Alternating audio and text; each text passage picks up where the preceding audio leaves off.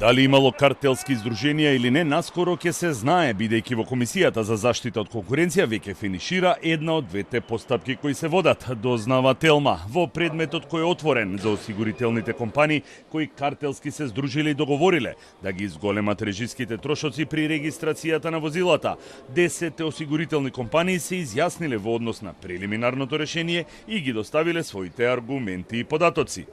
Затоа, Комисијата идната недела ќе го достави финалното решение, во кое ќе биде ставена и глобата, а максималната казна која може да им се изрече е 30% од приходот во периодот кога беа зголемени премиите за автоодговорност за 15%.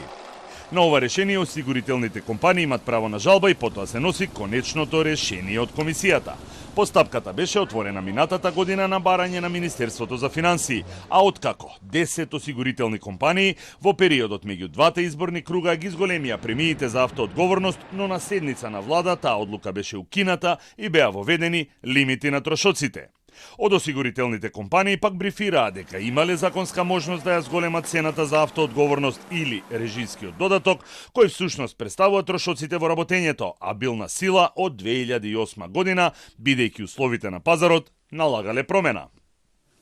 За вториот предмет кој се однесува на картелско здружување на 4 големи ланци на маркети како и Сојузот на стопански комори, се уште трае постапката по прелиминарното решение и ланците маркети како и комората ги изнесуваат своите аргументи и доставуваат податоци.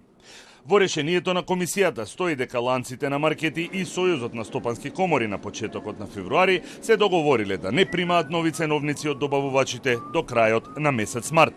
За овој прекршок, односно за ова картелско здружување, казната се движи до 10% од вредноста на вкупниот годишен приход, остварен во последната деловна година, изразена во апсолутен и номинален износ и може да изнесува и над 40 милиони евра.